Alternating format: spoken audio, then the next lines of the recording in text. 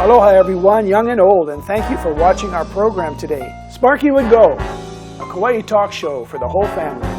United States Senator Spark Matsunaga was born on October 8, 1916, and raised on Kauai, Hawaii.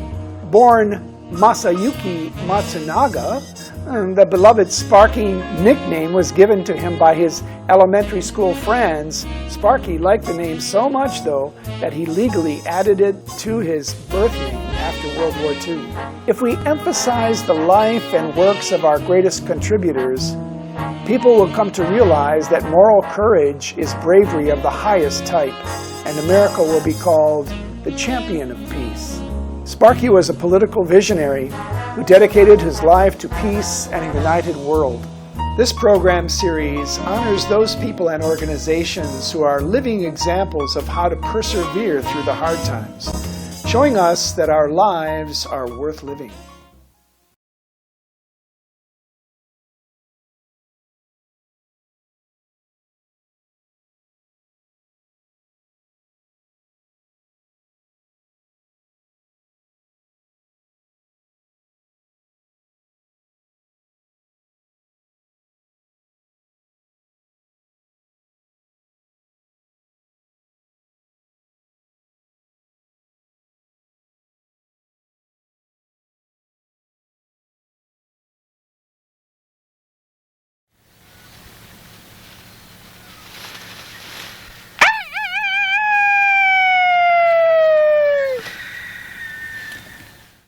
There is no relationship like the relationship between a chicken and his dog. That's true. Okay, ready? Okay. Rolling. Take two. Hey, Calvin. Yeah? Hey, how you like this new button I'm wearing? Button? Oh, I thought you were a doctor. No, I'm not a doctor. Chickens aren't doctors. But hey, this button is pretty classy, yeah? Well, I don't know. I bet you wish you had one, right? Well, I don't know. Well, if you did, then you would be a member of my new Russel the Rooster Club. Oh, well, yeah, okay. Hey, I should give you one anyway because, brother, you and me, this is our club. You should have a button too. Well, okay. Uncle, give him a button. Yeah, give me a button. Okay, boy. I want to try a button. Here you go. Here, give me that button. Oh. Calvin. Yeah, it is pretty good button. I like it, Hey, Russell. Calvin. I like this button. Calvin. Oh, thank Calvin, you. you're not supposed to put it in your mouth. Oh, what are you supposed to do with it then? Well, then later on you're going to get poked in the tongue by the pin. No. How are you going to taste it if you don't put it in your mouth? Watch this, Uncle.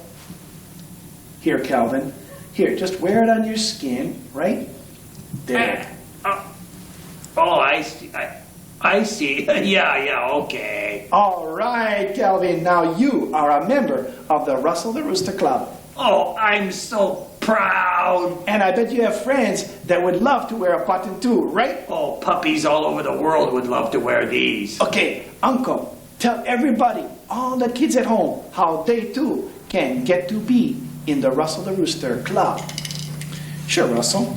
Well, you know, children, if you're sitting there at home and you'd like to be a member of the Russel the Rooster Club, all you have to do is write us a short letter and tell us what you like about the show, or tell us what you'd like to have us put on the show.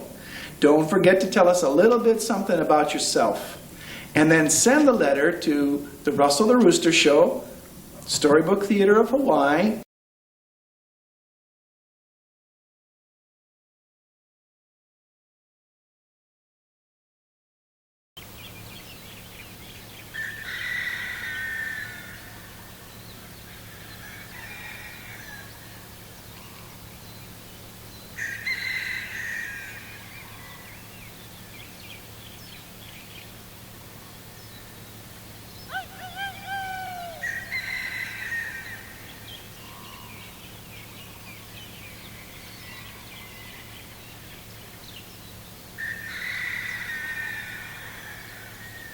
doing little pruning down there because I love this view, but that one tree is really grown up into it. Look at the up on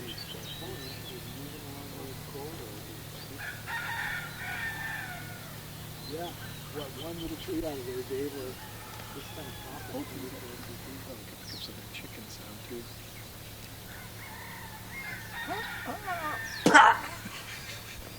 There goes Lenny and Dave again.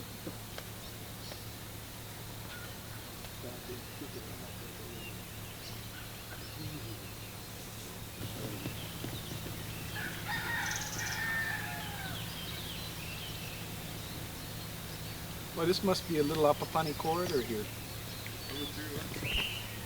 That has my eye on, but this is the see how there's like 6, 7, 8 people. Is that the back of the Yeah.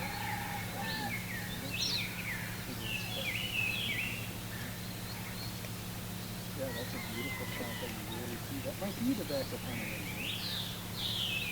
Because it's kind of dark. To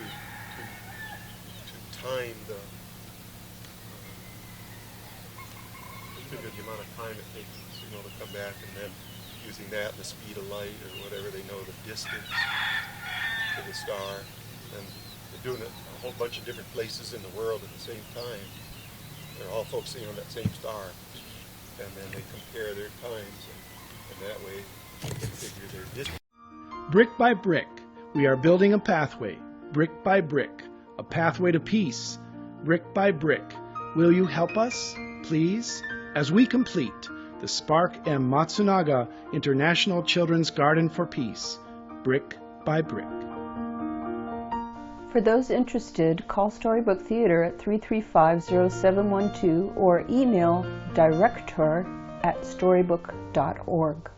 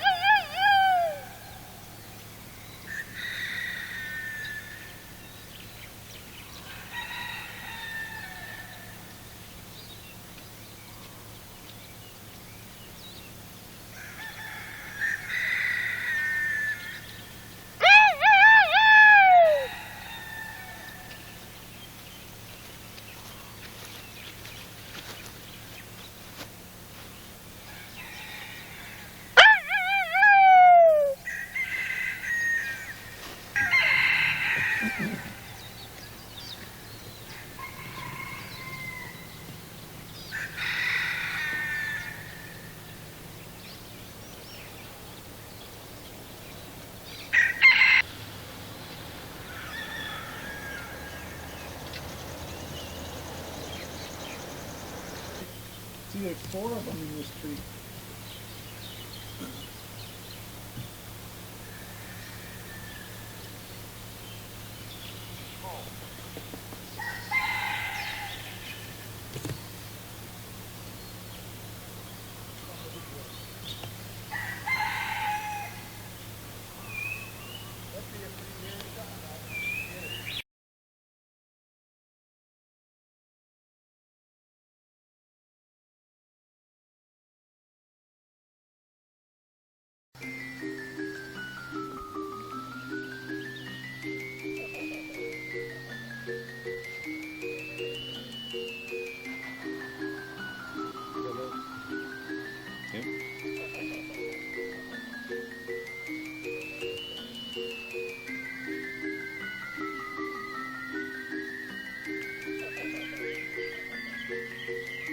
what they believe is as it is.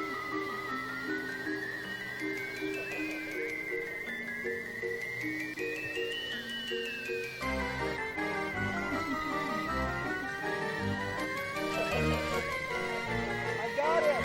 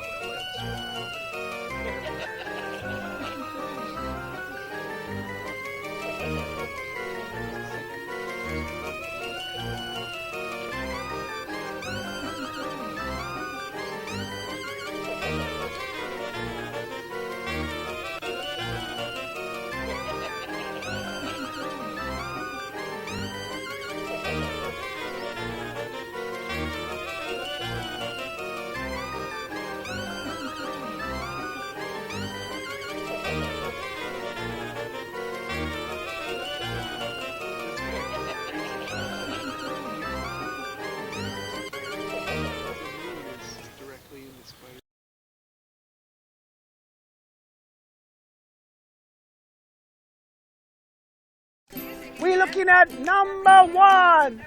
5 things you can do to help stop the spread of Rapido here.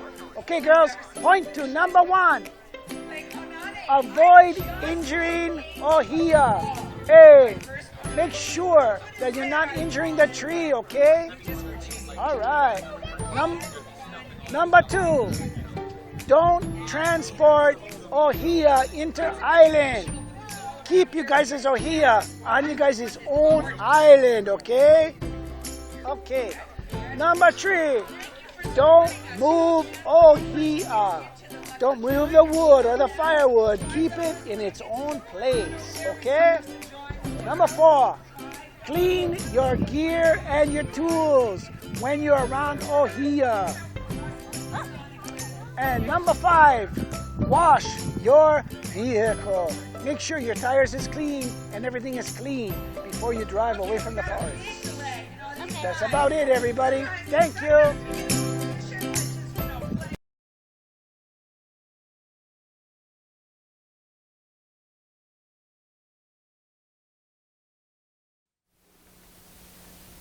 Oh, what a beautiful morning.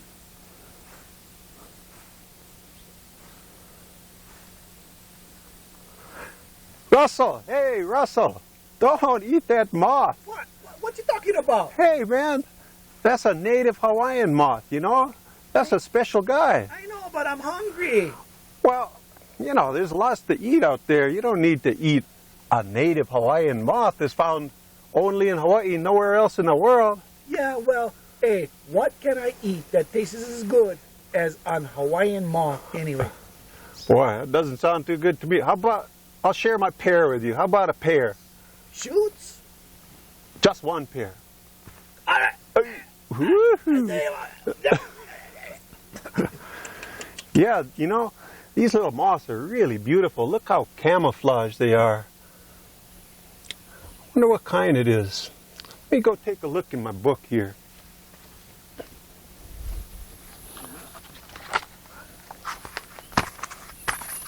Let me see. Got a neat book called Hawaiian Insects and Their Kin. I bet you it's in here.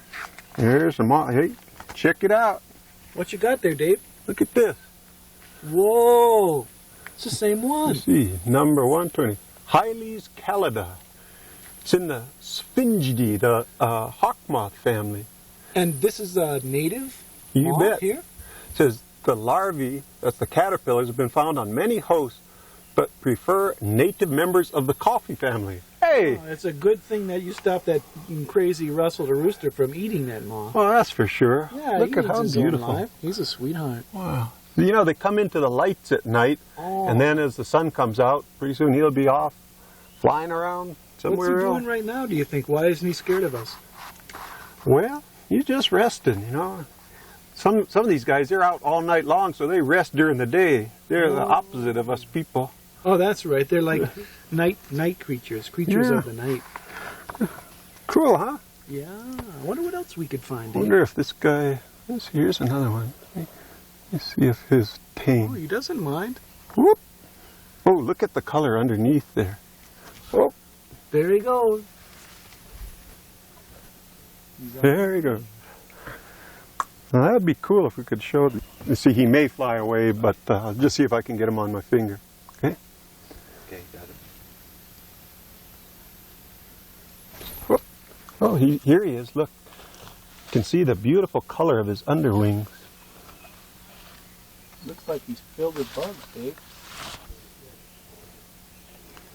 Wow, he's getting warmed up, ready to take off. Look at that. His wings vibrating. Look at the beautiful color under his wing. Ah, what a beautiful little guy. Oh, look at him close up here. Wow. I want to try not to touch his wings because they have beautiful little scales. Oh, look at that. Wow. Little Hylie's hawk moth. Hi, guy.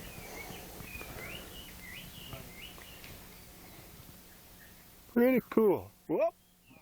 There we go.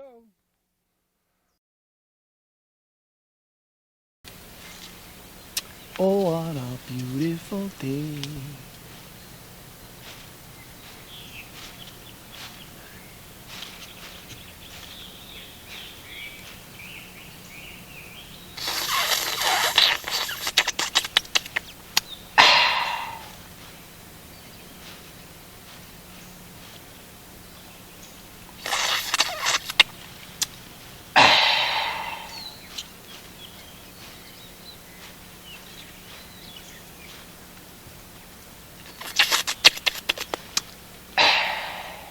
Pretty good.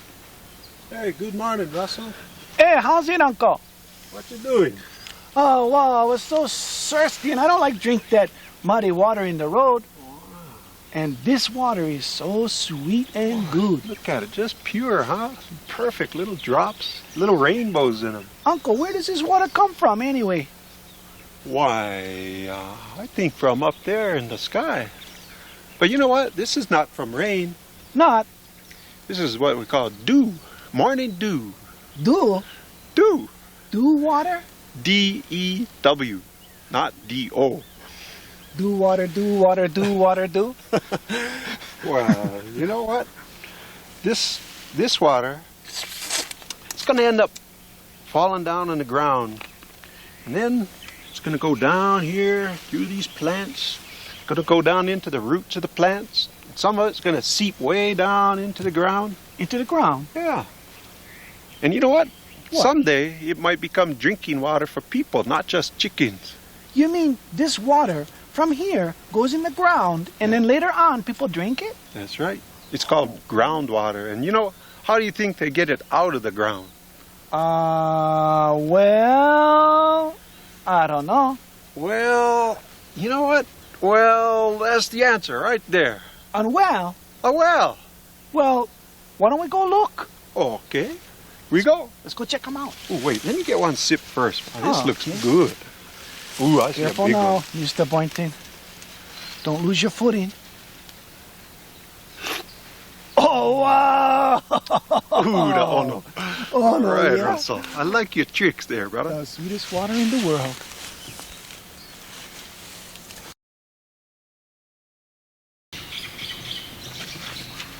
Hey, Dave, look at this. Whoa, what a beautiful flower.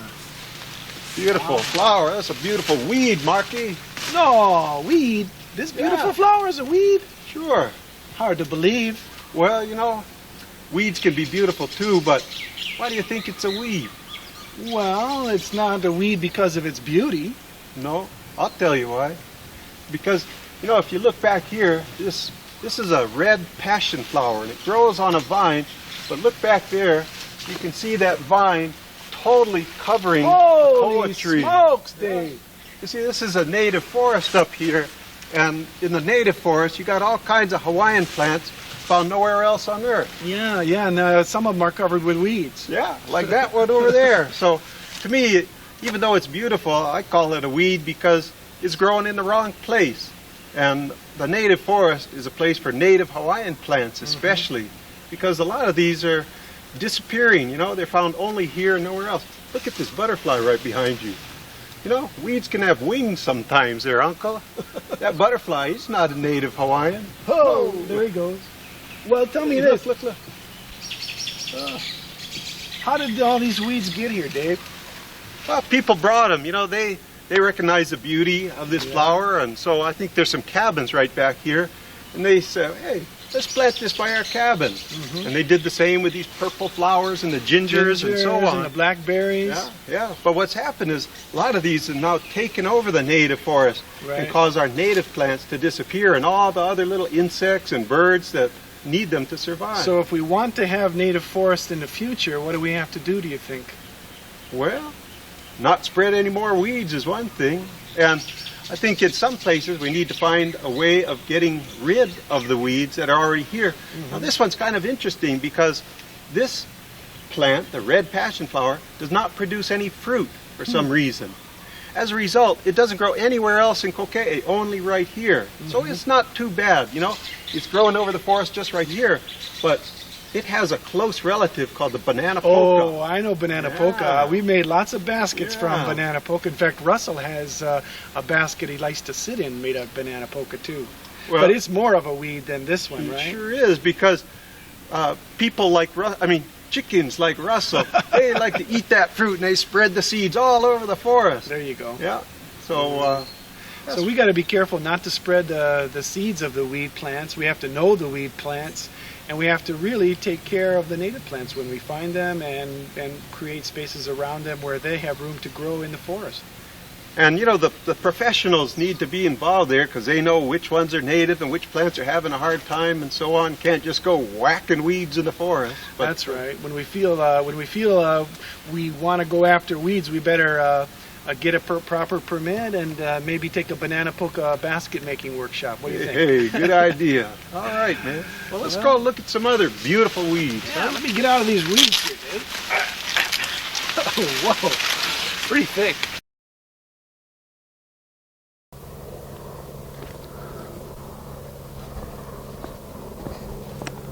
Hello, I'm Dave Boynton. I'm a teacher at the Kokee Discovery Center. And here we are at Pu'uokila, which is the beginning of the Pihea Trail, one of my favorite trails in Kokee State Park. And boy, it's socked in the clouds today. Well, let's go see what we can find here in the forest.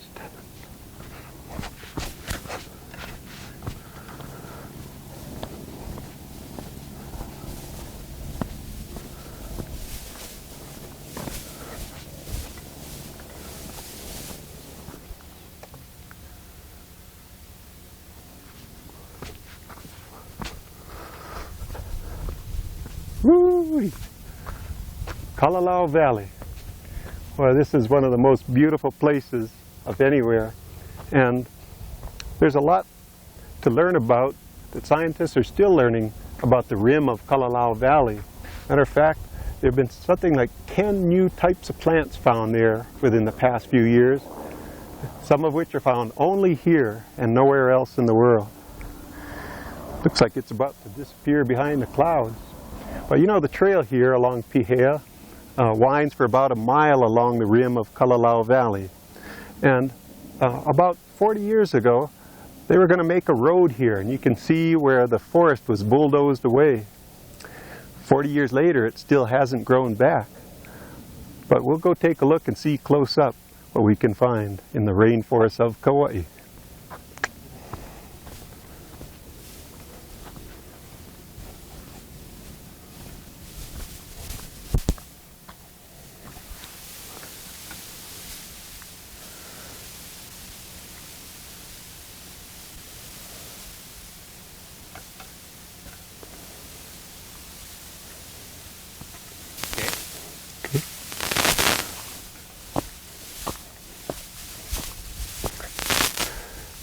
You know, on the trail here where we walk, you can see that 40 years after this trail was originally bulldozed, that nothing has grown back. You know, in rainforests around the world, the topsoil is very shallow, very thin. And once it washes away, what's left beneath is just hardpan. It's very poor quality and it's difficult for plants to grow back. And if you look right here, where it's undisturbed, you can see the forest coming back. And little lichens have moved in. They help to break down that hardpan to make soil, and then seedlings sprout, ferns. Here's some little ohia trees. But these ohia trees, they've probably been growing here for maybe 30, 40 years, and they're still just a few feet tall. And you can see, once a forest disappears, it's really hard to bring it back, especially in the rainforest, where the soil is so shallow. So we need to take care of the forests we have, because once they're gone, they may be gone forever. Well, let's go into the rainforest and see what we can see.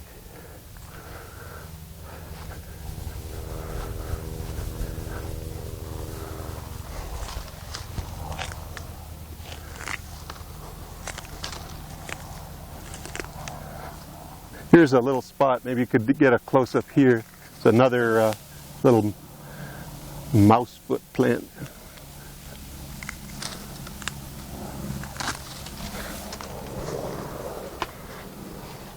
Got that other little plant growing with it. It's kind of neat.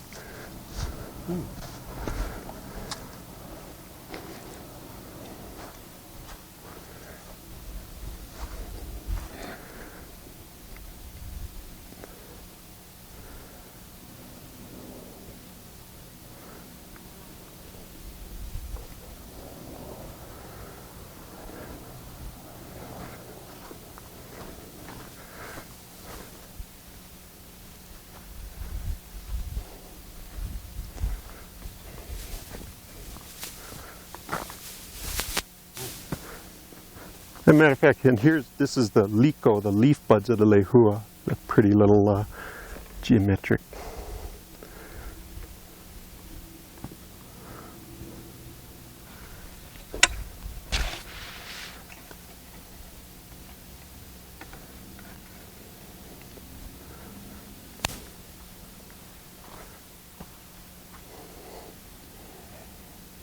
In fact, let me do a little.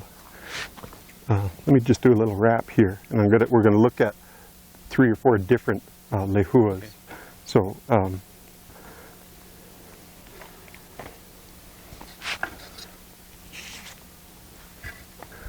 okay. The Ohia Lehua tree is probably the most abundant tree in our native forest, and not only does it have beautiful flowers, but look at the leaf buds, or liko lehua. I love their geometric patterns. And boy, there's a lot of variability. I mean, like, look at this one, kind of with rounded, darker green leaves here, and down here, see the little orangey tips. And then here's another one that looks very different, but these are all the same species. This one, a little more of a sort of a triangular look to the plant. And then look right over here. Here's one with sort of big rounded leaves. Liko lehua.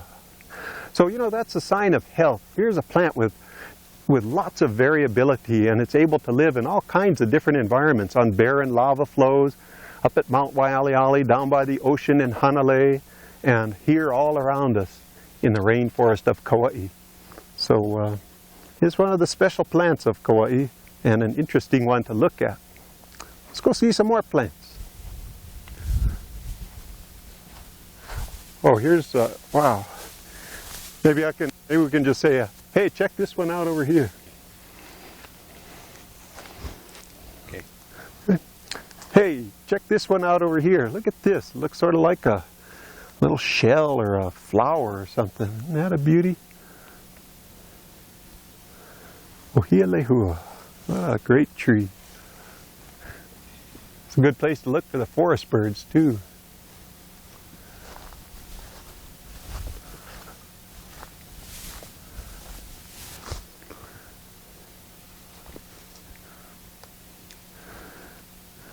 Boy, there's lots of different kinds of ferns in the rainforest. Like this is the Ama'u fern, Sadleria. It's kind of like a small tree fern. It's endemic to the Hawaiian Islands, means it's found only here and nowhere else in the world. Hawaiians used to use it for making a red dye from the tree fern trunks. Really a beauty. And then look right next to it here. This is a relative of the silver sword. There's a whole group of these called dubautias or na'i-na'i. And this is a rainforest one, whereas the silver sword, as you probably know, grows up on the high, hot, volcanic lava fields on Haleakala and on the Big Island. So this is one of our many forest silver sword relatives. And look at this guy here. This is the lapa-lapa tree. In the slightest breeze, the leaves shake in the wind. And so the young hula dancers, they were also called the olapa. Matter of fact, right next to the lapa-lapa tree is an olapa tree. And that's this guy right here. Its leaves are a little bit longer.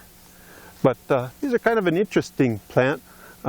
People today still use the leaves to make a lei. It's a beautiful lei, the leaves all intertwined.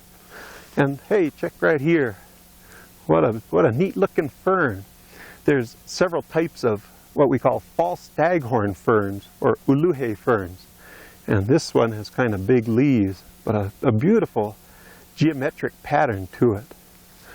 So there's so many different kinds of trees in the rainforest, and it's always fun to get to know them. And you know, like this lapa-lapa tree, the old Hawaiians supposedly learned that this tree could be used for making a fire, even when the wood was still green. It probably has a lot of sap in it.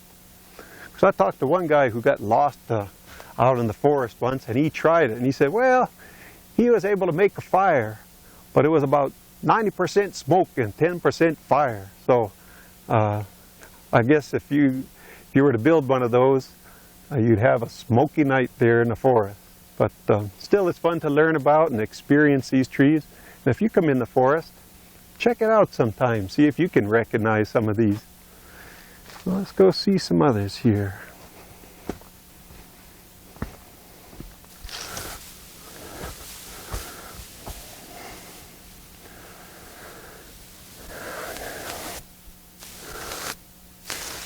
Yeah, here, this would be kind of neat.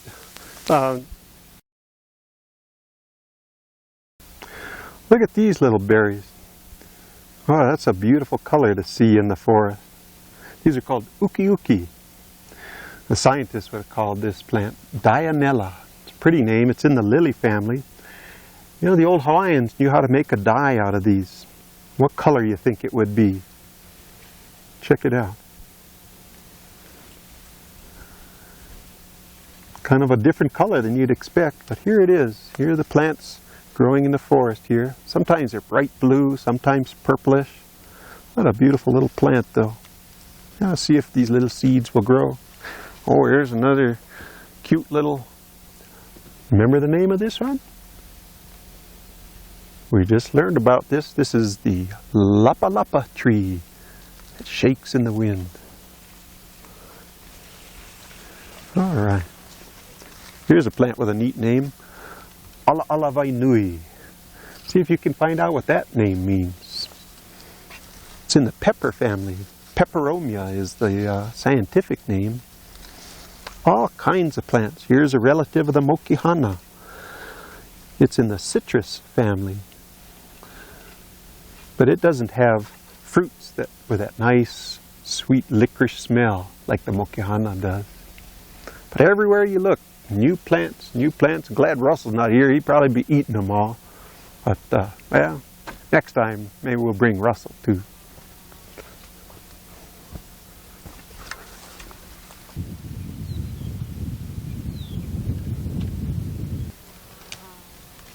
One of our real special native plants along this trail is called Kolii, the Trematolobelia kawaiensis. Now, that's a mouthful to say. But the Kolii is a relative of the lobelias, and in Hawaii, about 100 different types have evolved here that are found nowhere else in the world.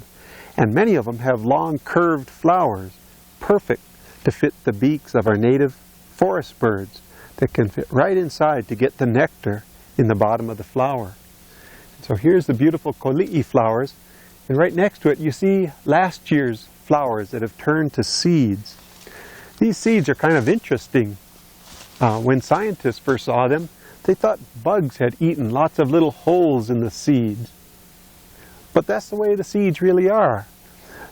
Instead of bugs eating them, the seeds have little holes that, just like a salt shaker or a pepper shaker has little holes, that can spread the seeds out, drop the seeds out when the conditions are right.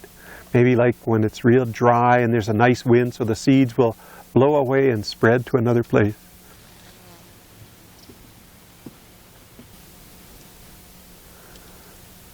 Okay. The flowers of the Kolii are perfect to fit the beaks of little native honeycreepers or forest birds. And when the birds reach their beak down inside the flower, like down in there, then this little part on the tip here puts pollen on the bird's head. And so the birds benefit from the flowers by getting nectar, and the flowers benefit because the birds spread their pollen. So, you know, they kind of need each other. And that's the way it is in the forest, everything living together on the web of life. Pretty neat place to be.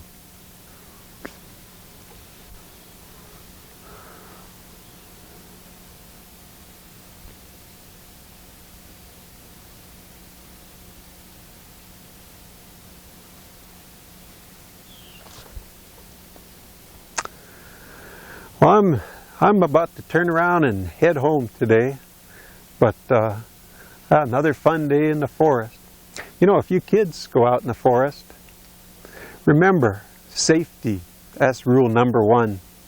You always want to let people know when you're going, where you're going. You want to have someone along who knows the trail so that you don't get lost. And it's best to stay right on the marked trails, because you never know where some of these little side trails going. Maybe you run into a big old pig out there, or even a chicken, like Russel. But I hope you do get a chance to come explore with your parents and friends, or with your class at Koka'e Discovery Center, because our forests are a fascinating world of all kinds of plants and animals that are found only here and nowhere else. So, don't forget, be safe. Take care. Come visit yourself a nice rainforest someday.